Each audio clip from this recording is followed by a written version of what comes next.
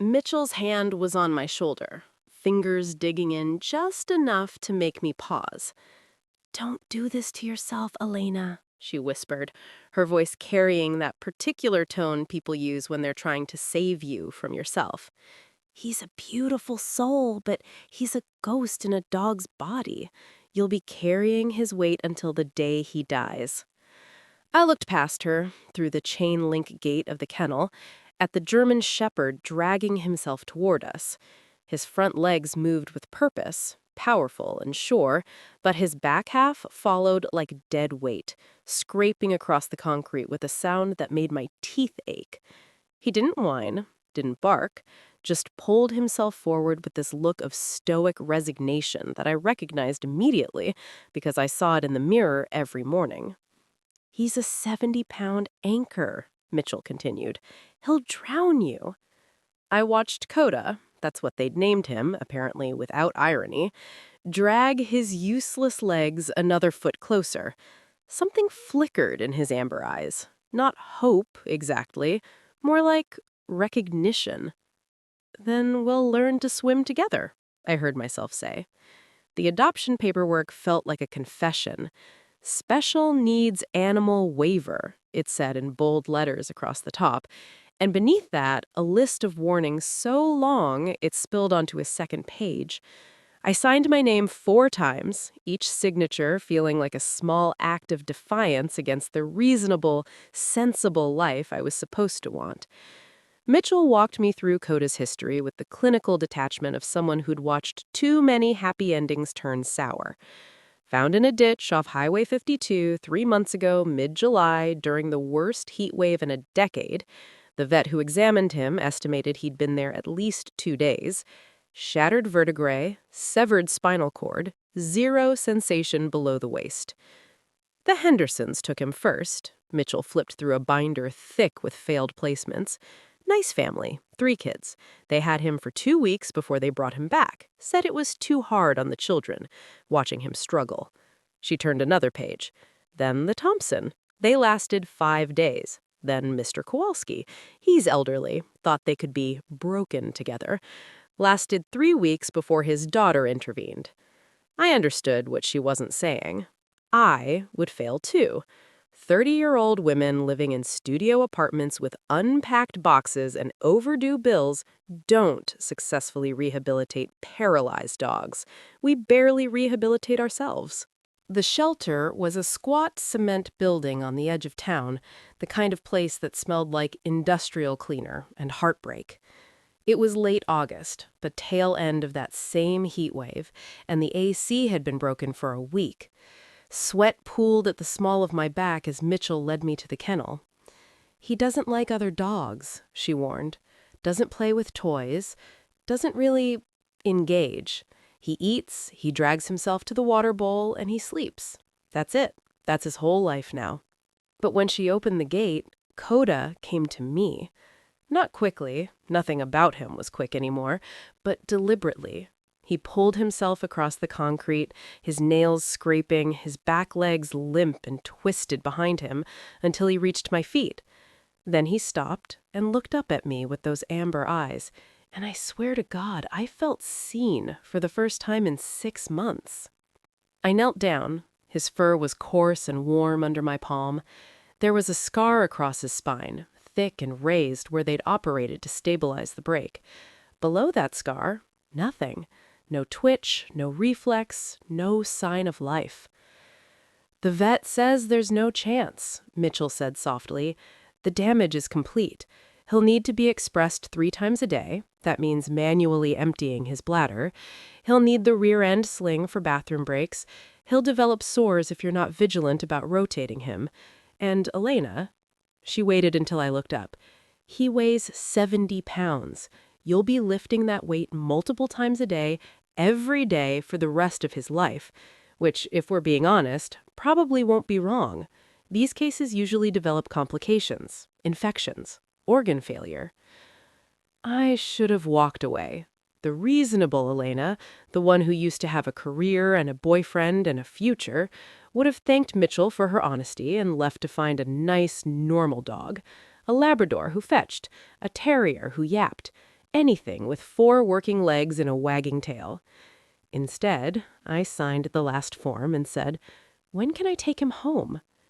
Mitchell sighed, but something in her expression softened. "Give me 20 minutes to process the paperwork." She paused at the door. "Elena, I hope you prove me wrong. I really do." Alone in the kennel, I sat cross-legged on the concrete, and Koda dragged himself into my lap, all 70 pounds of him. His front half was strong, muscular, but his back end was just there, warm and alive, but utterly disconnected. "We're a real pair, aren't we?" I whispered into his fur. He smelled like antiseptic and something else, something that reminded me of hospitals and lost things. For the first time in half a year, I felt something that wasn't numbness. It wasn't hope. I wasn't that naive. It was more like purpose. Like maybe I'd found the one creature on Earth who was as stuck as I was. The studio apartment was on the second floor, and there was no elevator. I stood at the bottom of the stairwell, Koda in my arms, and realized I'd made a terrible mistake. 70 pounds of dog is heavy. 70 pounds of dog who can't help you by gripping with his back legs or distributing his weight is impossibly heavy. By the 8th step, my arms were shaking. By the 14th, I was gasping. I had to stop twice to rest, setting him down on the landing while I caught my breath, then scooping him up again. Koda didn't struggle. He just hung there in my arms, patient and resigned, like he was used to being carried through a world that wasn't built for him. When we finally made it inside, I set him down on the carpet, a beige, apartment-grade carpet that I suddenly realized was going to become a minefield of accidents. The adoption packet had included a rear support harness, the kind with a handle you could use to help lift their back end, and a stack of puppy pads that seemed insultingly inadequate. I stood there, sweating and trembling, looking at my apartment like I was seeing it for the first time. The kitchenette is barely big enough to turn around in, the Murphy bed still folded into the wall from this morning, the stacks of cardboard boxes I'd been living out of for 6 months, unable to muster the energy to unpack. This was supposed to be temporary. After Peter left, after I lost the job, I'd told myself I just needed a few months to regroup. But somehow, 6 months had passed and I was still here, still stuck. Still surrounded by the physical evidence of a life I couldn't seem to start. Koda dragged himself to the corner and slumped down with a soft grunt. His back legs splayed at odd angles, useless. He watched me with those amber eyes, and I wondered what he saw. Another person who would try and fail? Another well-meaning human who would realize this was too hard? The first accident happened within an hour. I hadn't understood the expression instructions. The whole concept was horrifying, honestly, and he just went right there on the carpet. The smell hit me, sharp and ammoniac, and I felt tears burning behind my eyes. I grabbed the paper towels and cleaned it up, my hands shaking. Koda didn't move, didn't apologize with his eyes or shrink away in shame like normal dogs do. He just watched me, stoic and patient, while I scrubbed at the stain. "It's okay," I told him, my voice cracking. "It's not your fault. I need to figure this out." That night, I read and reread the care instructions. Bladder expression required applying firm pressure to the lower abdomen in a specific pattern. I watched 3 YouTube videos, feeling increasingly queasy.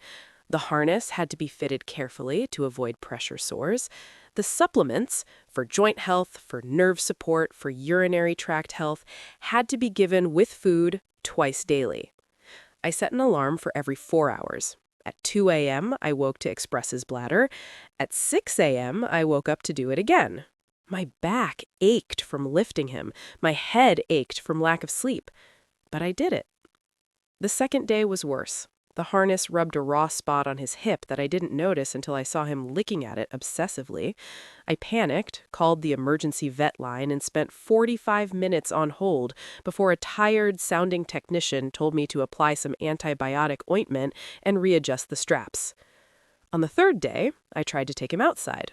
The stairs were a nightmare going down, worse than going up because now I was terrified of dropping him.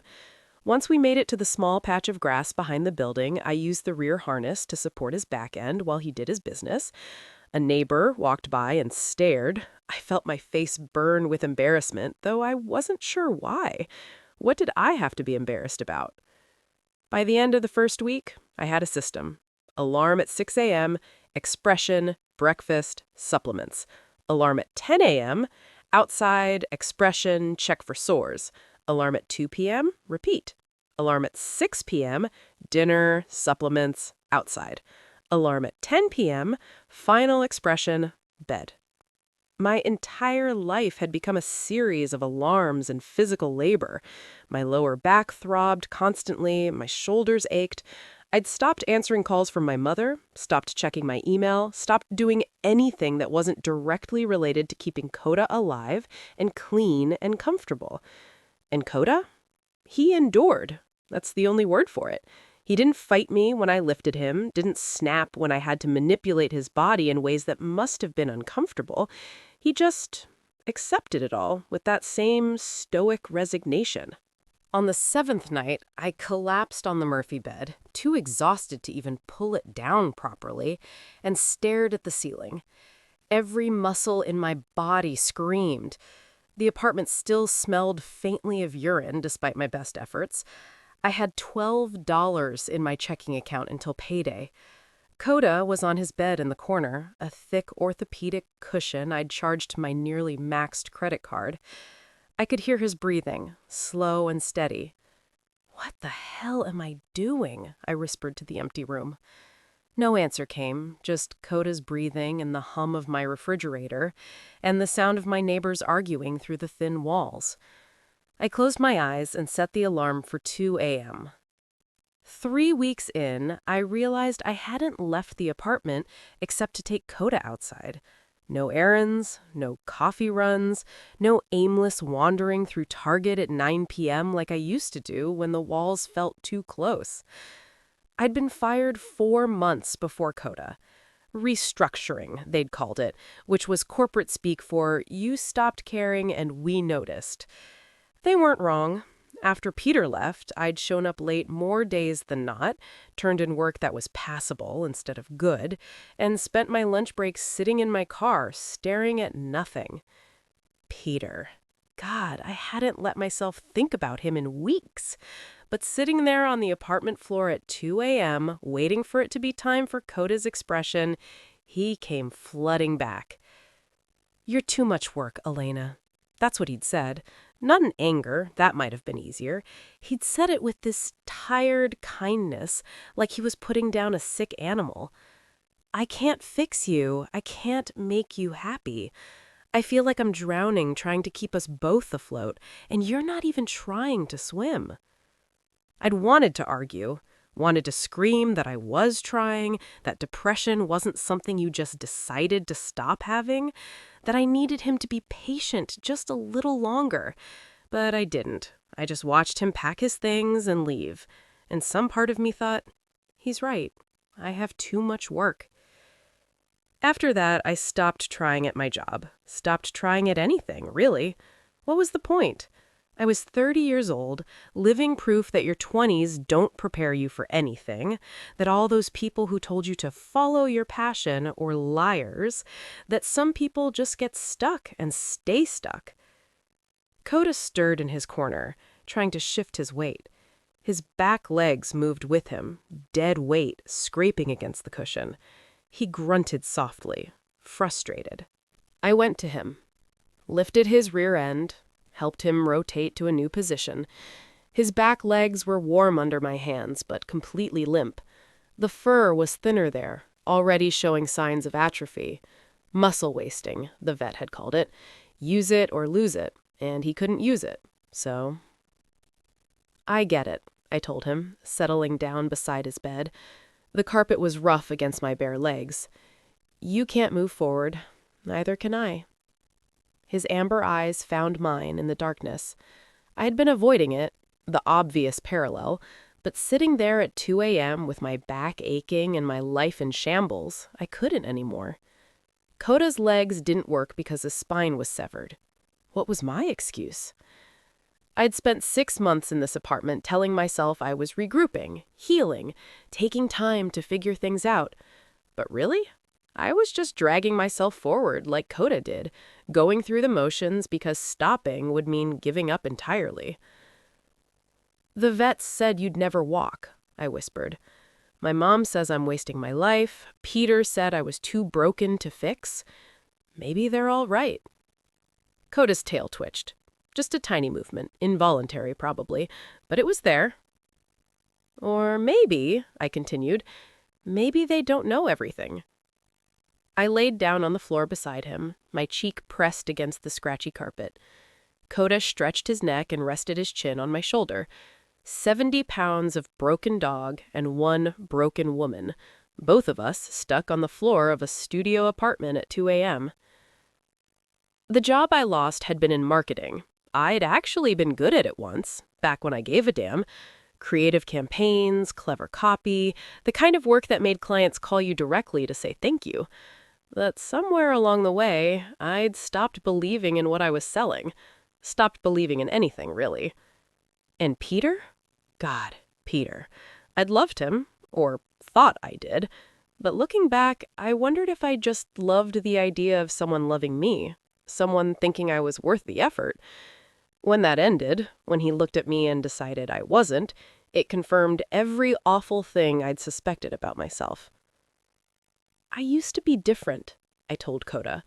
"I used to wake up early and go for runs. I used to make plans on weekends.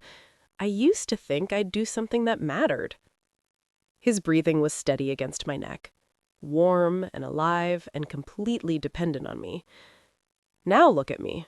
30 years old, no job, no boyfriend, no prospects, living on the floor with a paralyzed dog because even rescue animals don't want me. But even as I said it, I knew it wasn't quite true.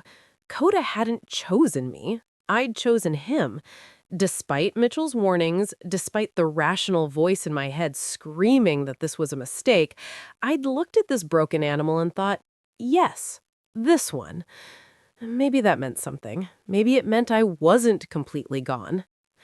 I must have fallen asleep there on the floor, because the next thing I knew, sunlight was streaming through the window and my alarm was blaring. 6 a.m. Time for expression, breakfast, supplements. I groaned and sat up. My back screamed in protest. Koda was awake, watching me with those patient eyes. "All right," I muttered, reaching for the harness. "Let's get you sorted."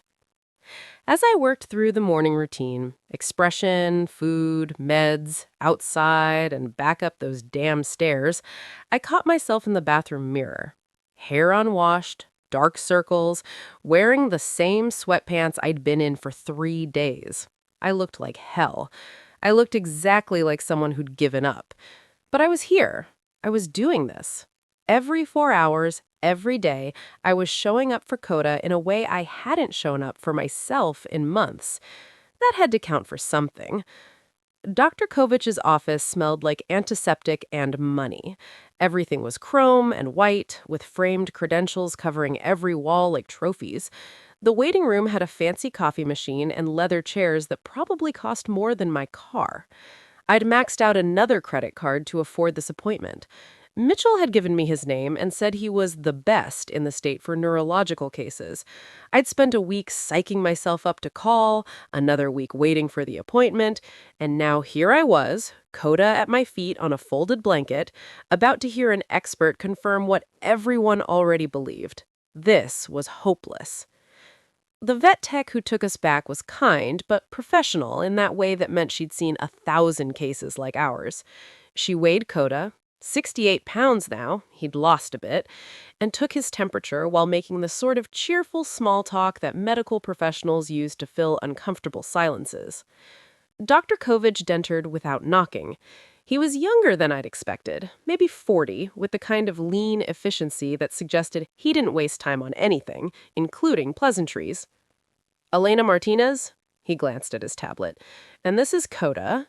2-year-old German Shepherd, spinal injury, complete paralysis below T11, found in a ditch, initial surgery at county vet, 3 months post-injury.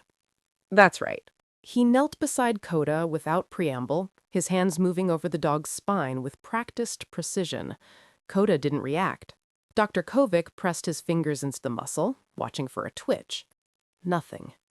He moved to the back legs, squeezing the toes, pinching the skin, even pricking the paw pad with something sharp. Nothing. No deep pain response, he muttered, more to himself than to me. Muscle atrophy is already significant. Bladder function? Manual expression 3 times a day. Bowel? Usually stimulated movement once a day, sometimes twice. He noted, making notes. Sores? 1 on his right hip the first week, but I caught it early. Nothing since. Good. He stood, gesturing for me to follow him to the exam table where he'd clipped up Koda's x-rays. My stomach dropped. I didn't need a medical degree to see how bad they were.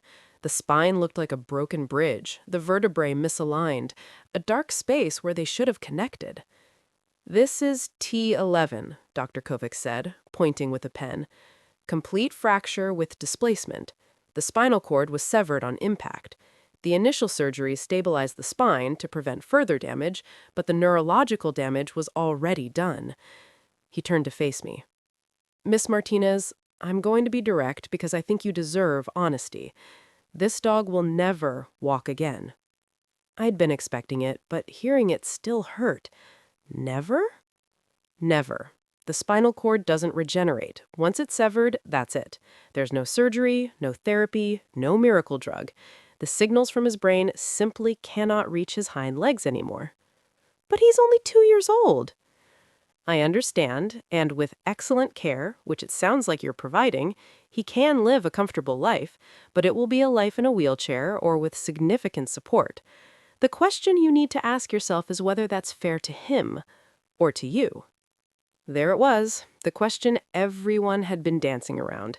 Mitchell had implied it, my mother had said it outright, even the sympathetic looks from neighbors suggested it.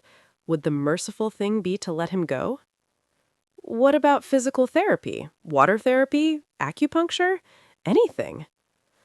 I won't lie to you. Some people try those things, and if you have unlimited money and time, you might see minor improvements in muscle tone, which could prevent some secondary complications. But walk? No. At best, you might maintain what he has. More likely, you'll spend thousands of dollars to delay the inevitable decline. The inevitable decline. These cases develop complications, urinary tract infections from the manual expression, pressure sores despite your best efforts, kidney issues, and as he ages, his front half will break down from compensating for the back. Most dogs in his condition live 2, maybe 3 years before quality of life becomes a serious concern. Koda was still on the floor, panting softly in the overheated exam room, unaware of his death sentence.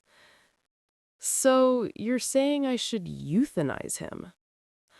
I'm saying you should think carefully about what the next few years will look like, for him and for you. Dr. Kovic's voice softened slightly. Look, I admire what you're doing, but you're young. You have your whole life ahead of you. This dog will consume everything. Your time, your money, your emotional energy. And at the end of it, he'll still be paralyzed. I thought about my studio apartment, my $12 checking account, my complete lack of a social life or career or any of the things 30-year-olds were supposed to have. What if I want to try? I heard myself say. What if I want to do the therapy anyway? Dr. Kovic studied me for a long moment.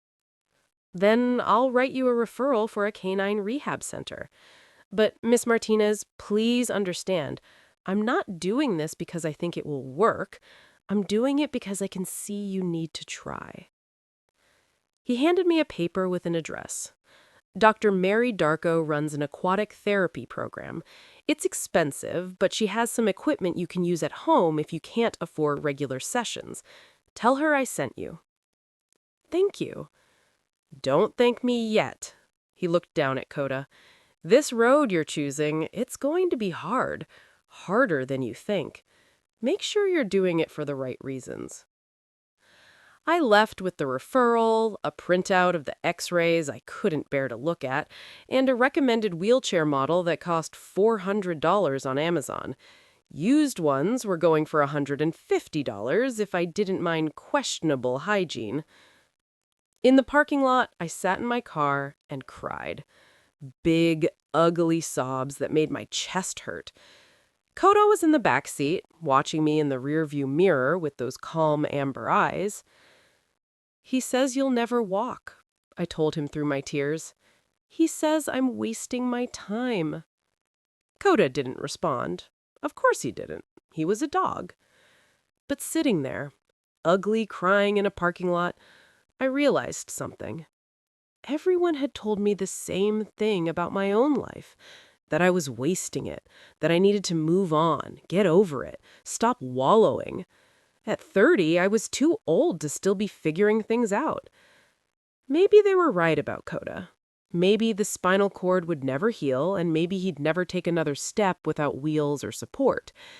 But maybe, just maybe, that wasn't the point. I wiped my face, started the car, and drove to Walmart. I bought the cheapest used wheelchair I could find on Facebook Marketplace that night, $120. It arrived 3 days later in a box that smelled like someone else's dog. I assembled it in my living room, following instructions that were clearly translated from another language. When I finally got Koda strapped in, he just stood there, looking confused. "Come on," I encouraged, patting my leg. "Try it out." He took one tentative step. The wheels moved. His front legs did all the work, but he was upright, mobile, almost normal. He took another step, then another. And for the first time since I'd brought him home, his tail wagged. Just once, just a little, but it was there. The bathtub became our sanctuary. Every evening at 7, I'd fill it with warm water, wrestle Koda into the harness, and lower all 70 pounds of him into what was essentially a very expensive dog bath. Dr. Darko's instructions had been clear. 10 minutes in the water, supporting his hindquarters, moving his legs in a walking motion. It won't fix the spinal cord, she'd said, echoing Dr. Kovic, but it will maintain muscle mass and might preserve some neural pathways. Think of it as hope maintenance. Hope for maintenance. What a devastating phrase. But I did it every single night. My bathroom was tiny, barely room for a toilet and a shower tub combo, and kneeling beside it for 10 minutes made my knees scream and my back seize up. The water bill tripled. I had to squeegee the walls after every session to prevent mold. But I did it. Week 1, nothing. Just me moving his legs through the motions while he stood there patiently, his front legs planted on the bottom of the tub, his back half suspended in my hands like dead weight. Week 2, still nothing. My mother called and I made the mistake of answering. "You're living in a fantasy, Elena. That dog is never going to walk. You need to face reality and make the hard decision." I hung up on her. Week 3, I almost gave up. My bank account was overdrawn. I'd been subsisting on ramen and peanut butter for days. The apartment smelled permanently like a wet dog, despite my best efforts. And Koda was the same. No change, no improvement. Just a paralyzed dog who tolerated my delusions. Then came week 4, day 6, a Thursday in late September. I remember because it was the first day that felt like fall, cool and crisp, and I'd opened the window to air out the apartment. I lowered Koda into the tub like always. The water was warm, but not hot, exactly how Dr. Darko had specified. I positioned my hands under his hindquarters, lifting him slightly so his back legs dangled free. "All right, buddy," I murmured, beginning the routine. Left leg forward, right leg forward, left leg back, right leg back.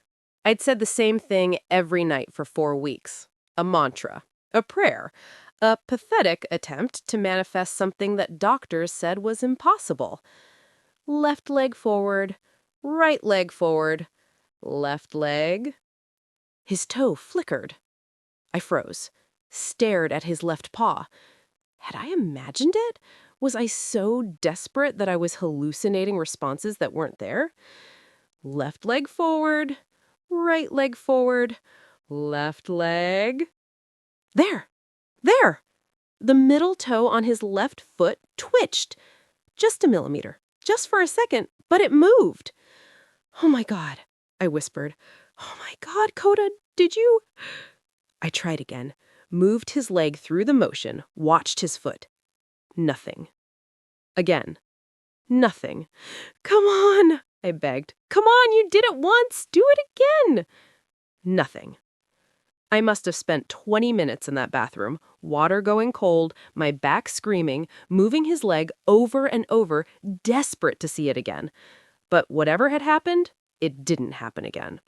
Finally, shivering and defeated, I lifted him out and tailed him off. He shook once, spraying water everywhere, and then dragged himself to his bed. I sat on the bathroom floor, wet and cold, and tried to decide if I'd really seen it, or if I'd wanted it so badly that my brain had invented it. The next night, I tried again. 10 minutes of therapy, no twitch. The night after that, nothing. Saturday, nothing. Sunday.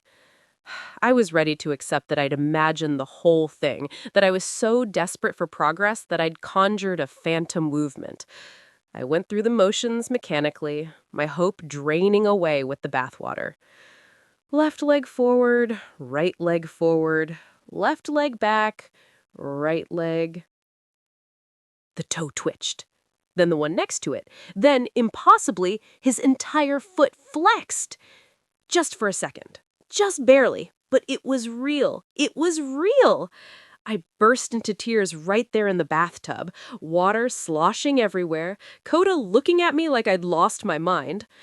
"You did it!" I sobbed, pressing my forehead against his wet fur. "You did it, you beautiful, impossible dog!" It wasn't much. It wasn't walking. Hell, it barely qualified as movement. But it was something. After 4 weeks of nothing, it was something. I called Dr. Darko that night, not caring that it was 9 p.m. on a Sunday. "It could be a reflex," she said cautiously when I described what I'd seen. "Sometimes the nerves below the injury can still fire spontaneously. It doesn't necessarily mean—" "I know what you're going to say," I interrupted, "but it's not nothing. It's not nothing." A pause, then softer. "No, it's not nothing." I started documenting everything. I bought a notebook and recorded each session.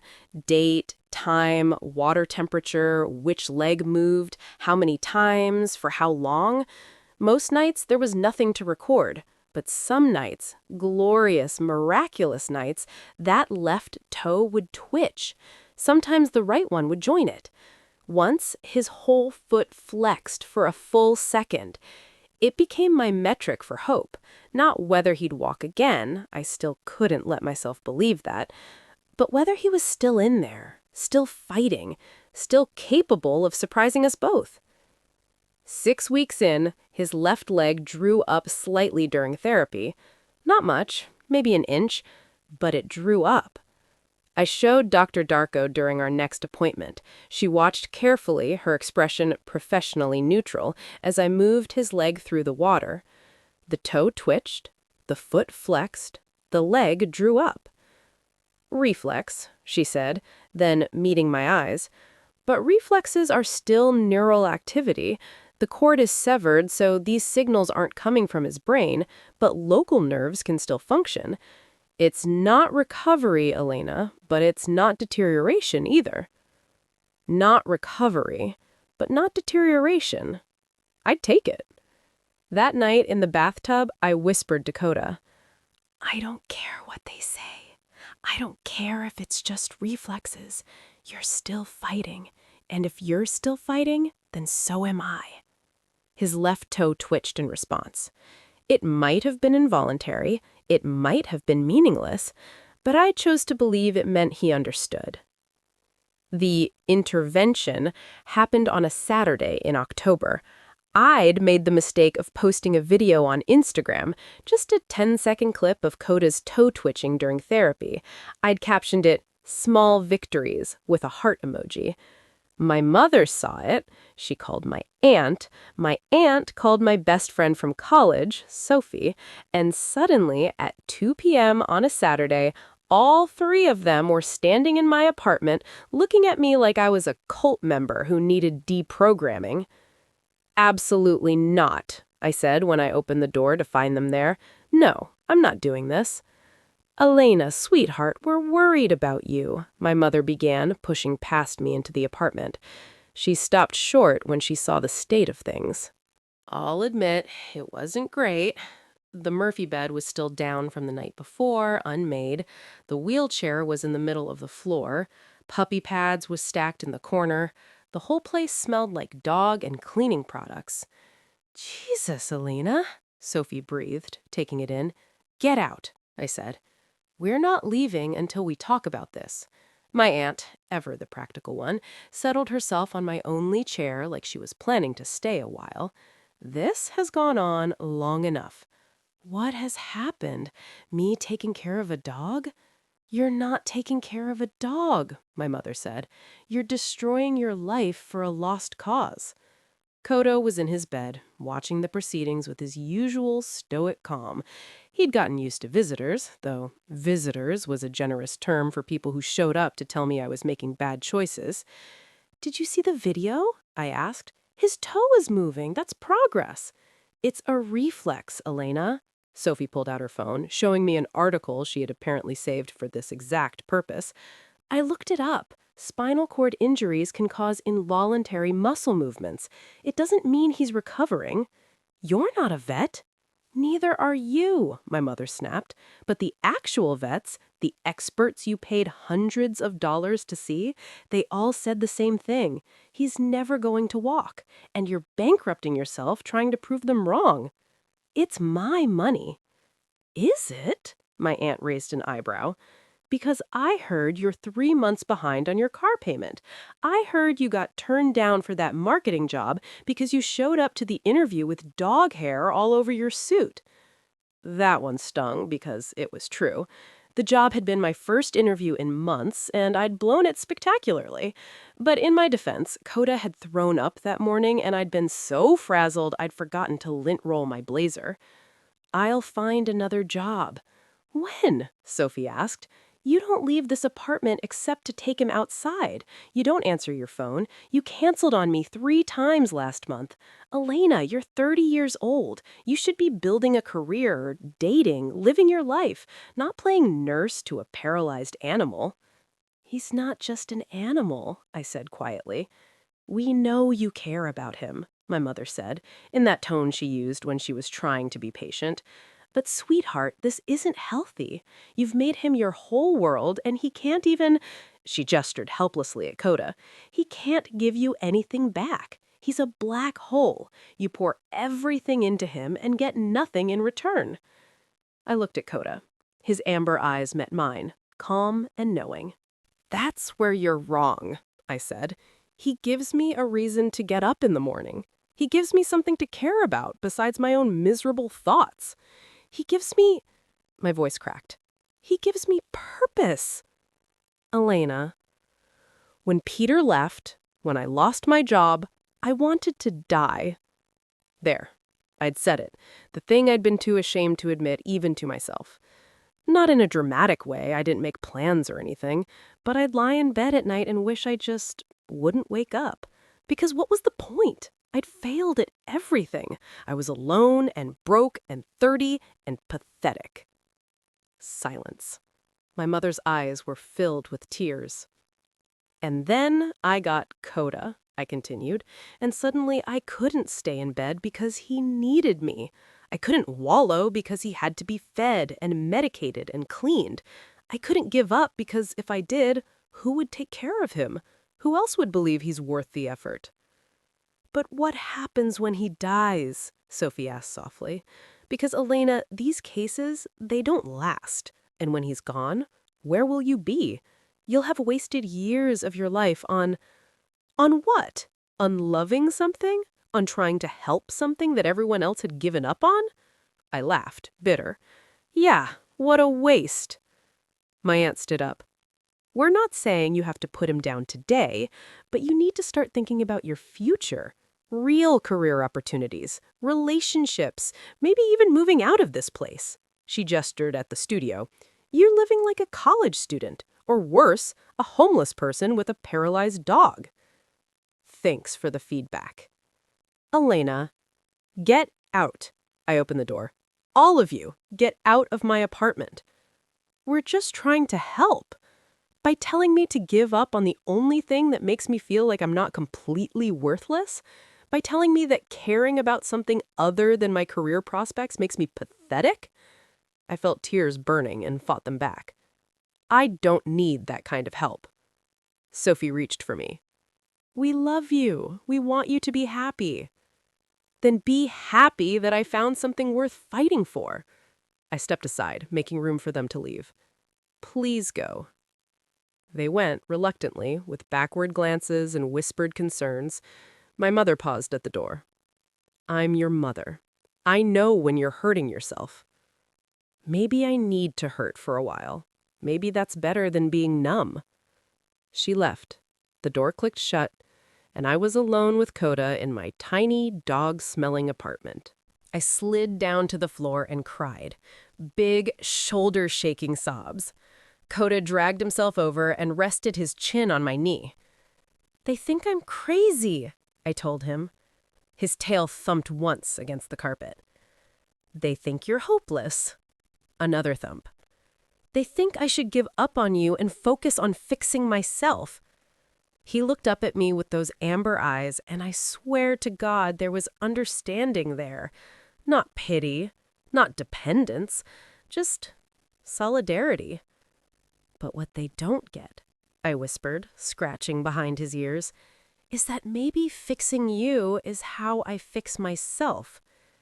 That night, I blocked my mother's number, muted Sophie's texts, and I called Dr. Darko to ask about increasing the therapy sessions. If everyone thought I was crazy anyway, I might as well commit. It happened on a Tuesday in early November. I just finished the morning routine, expression, breakfast, supplements, and was about to head out for his morning walk when Koda collapsed. Not gradually, not a tired lay down. His front legs just gave out. He went down hard, his chin smacking against the floor, a sharp yelp of pain that I'd never heard from him before. Koda! I dropped to my knees beside him. What's wrong? What happened? He was panting, rapid and shallow. His eyes were wide, almost panicked. When I touched his front leg, he yelped again and tried to pull away. I grabbed my phone with shaking hands and called the emergency vet line. The receptionist heard paralyzed dog and sudden collapse and told me to bring him in immediately. Getting him down the stairs was a nightmare. He couldn't bear weight on his front legs anymore, and I had to basically drag all 70 pounds of him. By the time I got him to the car, we were both trembling. The emergency clinic was a 40-minute drive. Koda lay in the back seat, whimpering softly, a sound I'd never heard from him, not even during the worst of his recovery. I drove with one hand, reaching back to pet him with the other, telling him over and over that it was okay, we'd figure this out, he'd be okay. Dr. Reynolds, the ER vet, did a full neurological exam. She pressed on his front paws, watching for withdrawal. Nothing. She pinched the webbing between his toes. Nothing. He's lost a deep pain response in both front limbs, she said, her voice carefully neutral. And given his history, this is concerning. What does that mean? It means the neurological damage is spreading. She pulled up the x-rays from Dr. Kovic's office, comparing them to new images they'd just taken. See here? There's increased inflammation around the original injury site. The scar tissue is likely putting pressure on adjacent nerve segments. My vision swam. So what do we do? We can try steroids to reduce inflammation, pain management, but Miss Martinez, She met my eyes. This is the deterioration we warned you about. The body can only compensate for so long. Eventually, the injury catches up. How long does he have? If the front legs are truly paralyzed now, weeks, maybe. A dog who can't use any of his legs, there's no quality of life there. I looked at Koda on the exam table. He'd stopped whimpering, but his breathing was labored, his eyes dull with pain and exhaustion. There's one other option, Dr. Reynolds said carefully. It's experimental, very expensive, and the chances of it working are minimal. Tell me. She pulled up an image on her computer. There's a specialist in Seattle, Dr. Michael Reeves. He pioneered a spinal decompression surgery for cases like this. Essentially, he goes in and removes scar tissue and any bone fragments that might be impinging on the nerves. It doesn't repair the spinal cord, that's still impossible, but sometimes, in very rare cases, it can relieve pressure and restore some function. How rare? Maybe a 10% success rate. And success here means not getting worse, not walking again. How expensive? She hesitated. Around $8,500, plus travel costs, plus the recovery period. I did the math in my head. My savings account had $400. My check was $60. My credit cards were maxed. My car was 3 months behind on payments. $8,500 might as well have been $1 million. And if I don't do it, I asked quietly, then we make him comfortable. Steroids, pain meds, and when the pain outweighs the good days, we help him go peacefully. I nodded slowly. Can I have some time? Of course, but Miss Martinez, please understand, this is progressing quickly. If you're going to pursue the surgery, it needs to be soon. Days, not weeks. I took Koda home with prescriptions for steroids and pain medication that cost another $140 I didn't have.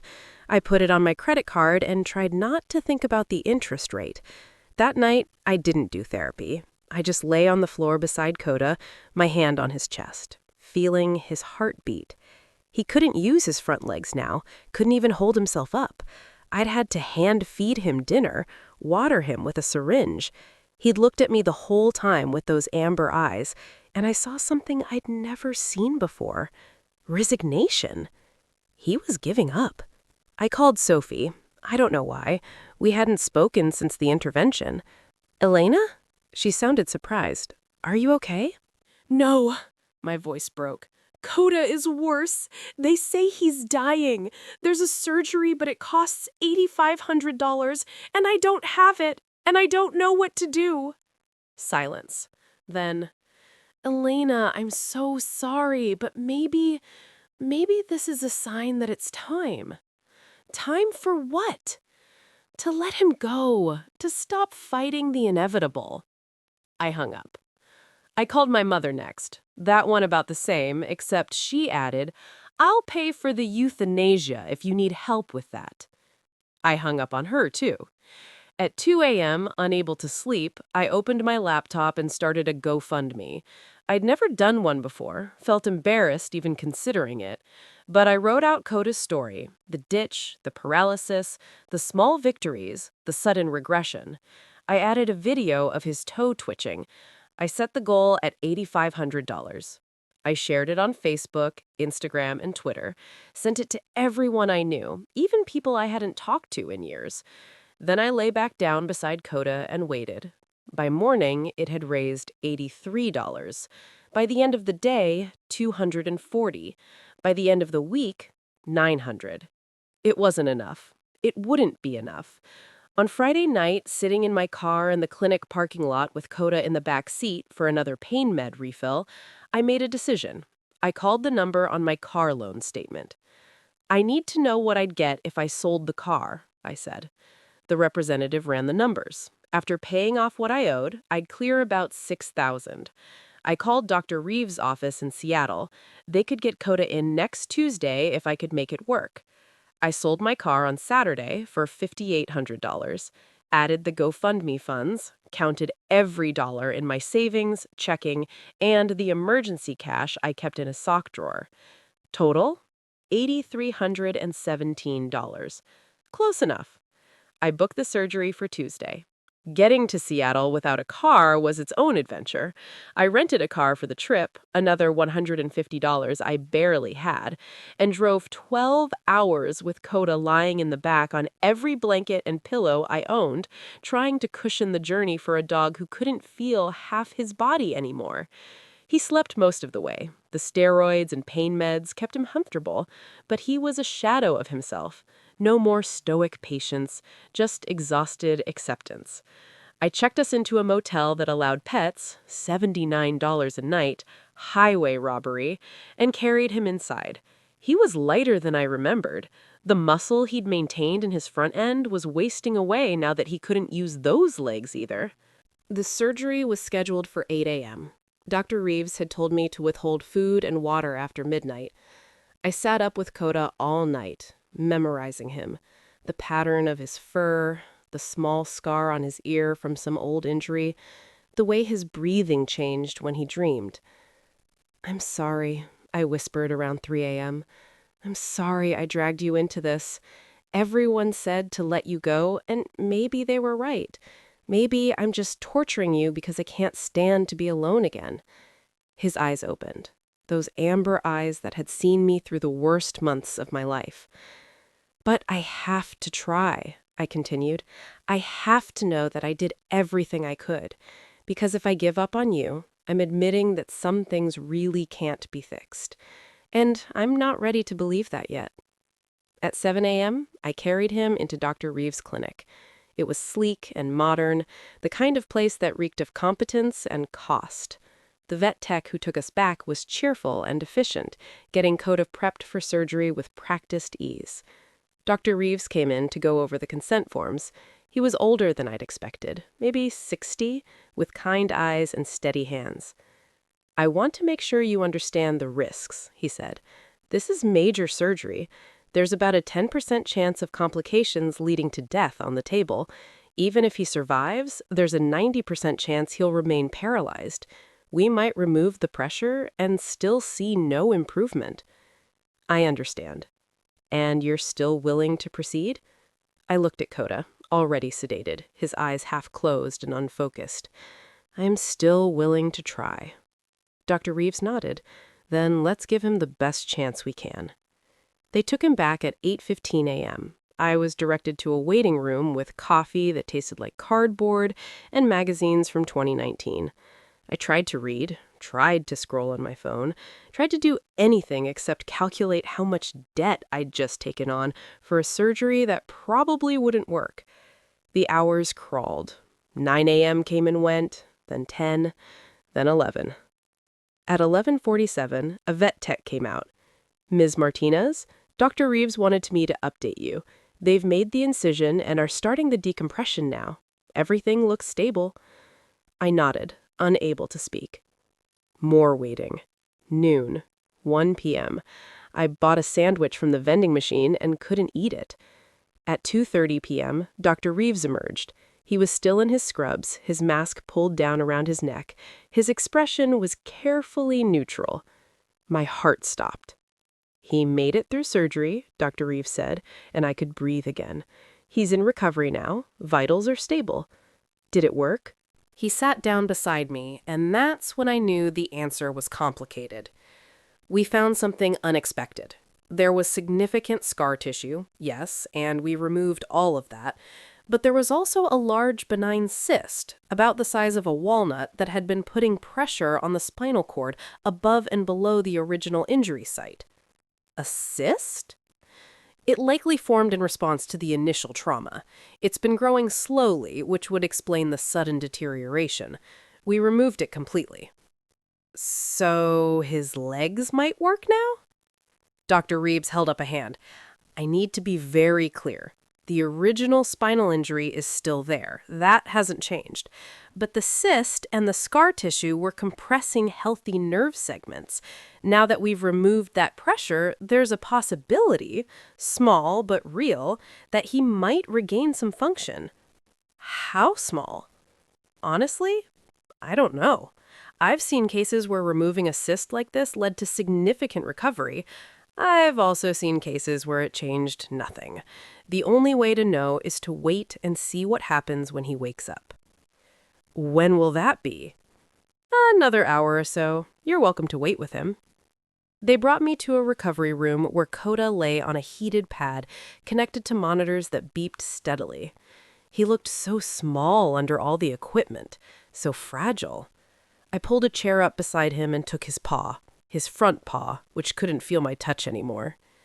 You made it. You made it through. Now you just have to wake up and show me it was worth it. The beeping continued. His chest rose and fell. I watched the clock. At 4:17 p.m., his eyes flickered open. At 4:20 p.m., his tail twitched. Not a reflex, not an involuntary spasm. His tail, the tail that hadn't moved in months except for those tiny, hopeful twitches in the bathtub, lifted off the table and thumped down once. Then again, then again. I burst into tears, pressed my face against his side, sobbing, while his tail kept wagging, weak and woggly, but unmistakably there.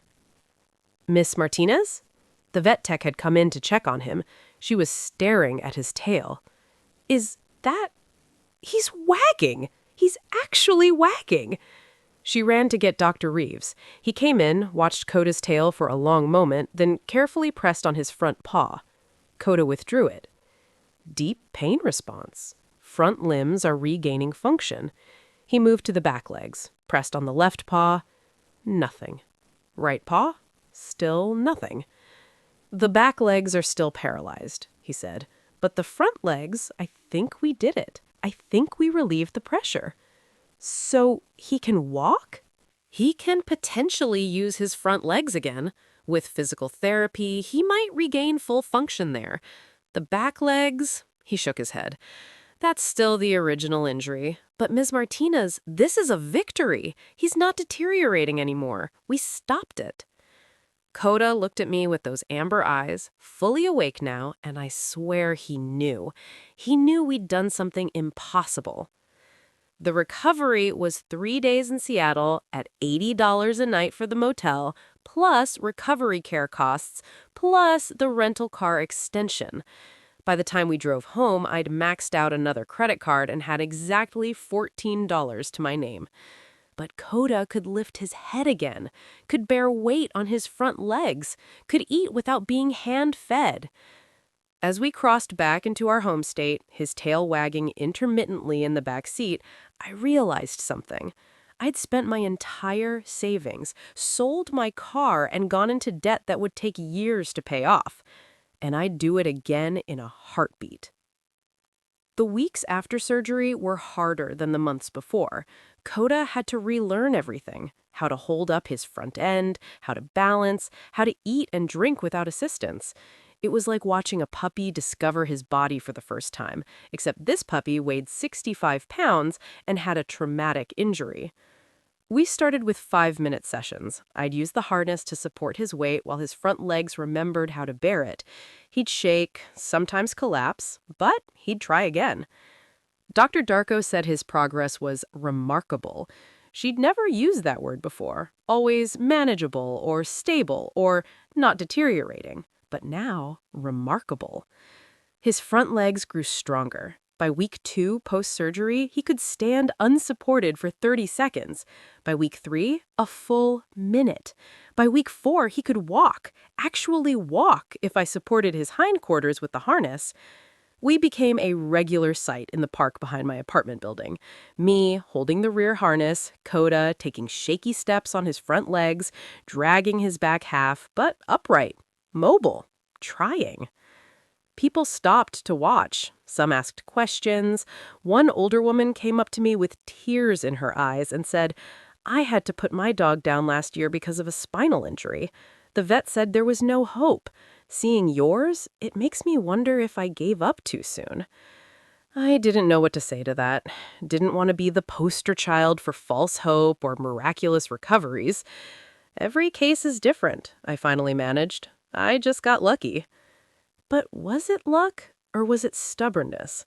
Refusing to accept the verdict of experts, throwing good money after bad until somehow it stopped being bad? The back legs were still useless. We did the bathtub therapy every night, moving through the motions, but there was no more progress there. The toe twitches had stopped. Whatever function had been compressed by the cyst, it hadn't been to his hindquarters. "He's a front-wheel drive dog now," Dr. Darko joked during one appointment. "But he's mobile. He's comfortable. This is more than we thought possible." More than we thought possible. I'd take it. I started applying for jobs again. Real jobs, not just the desperate, scattered applications I'd sent out in the first months after my layoff.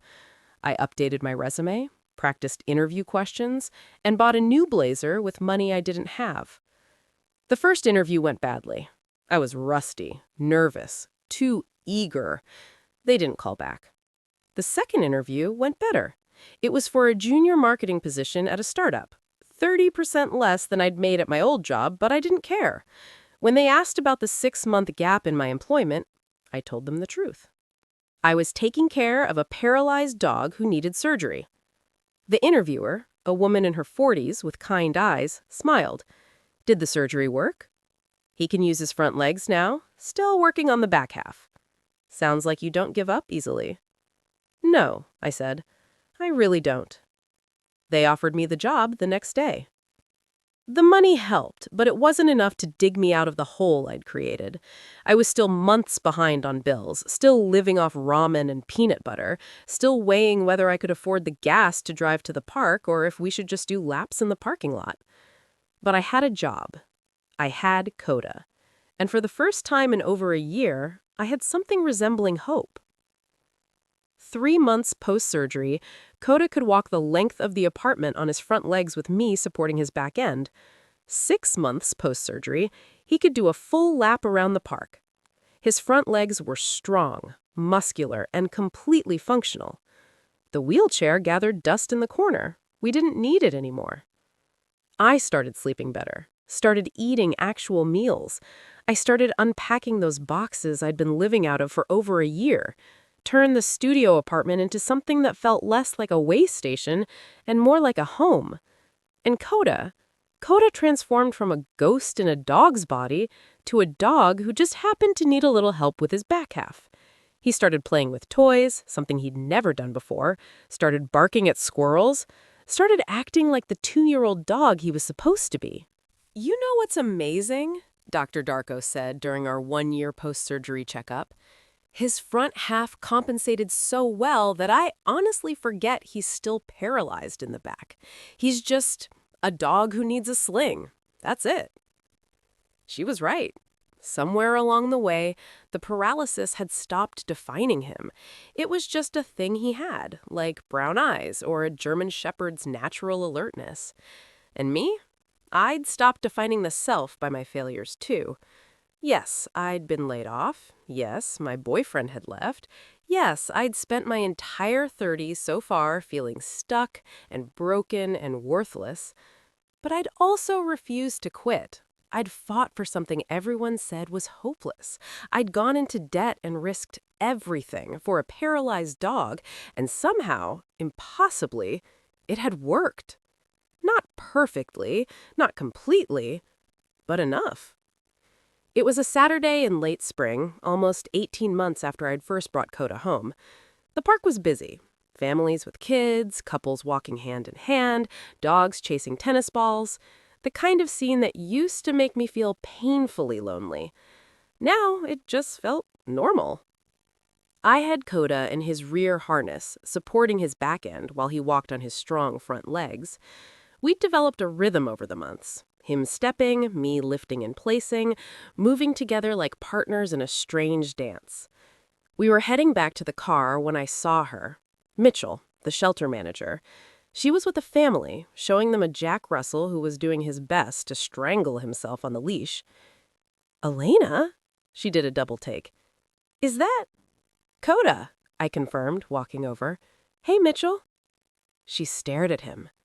At his strong front legs, his bright eyes, his wagging tail. "He looks He looks amazing. He's doing well. Had surgery to relieve some spinal compression, got his front legs back. His front legs? She shook her head, wonderstruck. I told you he'd never walk. I did. You were wrong. You were just being realistic, I said, based on what you'd seen. I was the unrealistic one. The family she was with had wandered off, giving us space. Mitchell knelt down, letting Koda sniff her hand. He licked it, tail wagging. I think about him sometimes, she admitted. About you. About how I tried to talk you out of it. I was so sure you'd bring him back within a month. I almost did. 100 times. But you didn't. No, I didn't. We stood there for a moment, watching Koda sniff at a patch of grass. His back legs hung useless in the harness, but he didn't seem to care. He was just busy being a dog. There's someone I want you to meet, Mitchell said suddenly. Can you wait here for just a minute? She jogged off toward the shelter building. I used the time to let Koda sniff everything thoroughly, his nose working overtime, his tail a constant metronome of happiness. Mitchell returned with a woman in her 20s, red-eyed and hollow-looking, the kind of hollow I recognized intimately. Melissa, this is Elena and Koda, Mitchell said. Koda is the dog I told you about, the one who was paralyzed. Melissa looked at Koda, then at me. Mitchell said he couldn't walk, that he'd been returned 3 times. 4, actually, I said, but who's counting?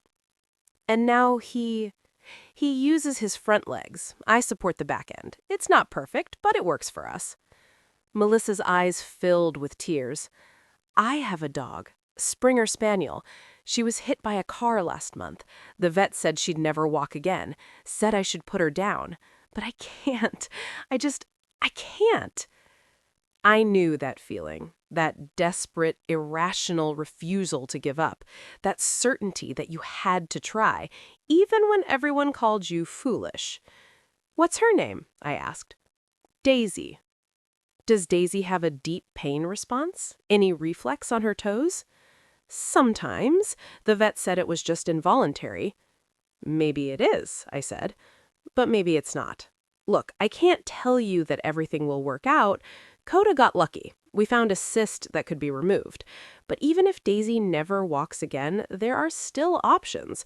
Wheelchairs, harnesses, therapy. You can give her a good life, even if it's not the life you planned. Everyone thinks I'm crazy, Melissa whispered. Everyone thought I was crazy, too, I smiled. Turns out, crazy people sometimes get lucky. Mitchell put a hand on Melissa's shoulder. I can give you Elena's number, if you want to talk, if you want to know what it's really like. Melissa nodded, wiping her eyes. Yeah, I'd like that. We exchanged numbers. As she walked away, Mitchell turned to me. You know, it's funny.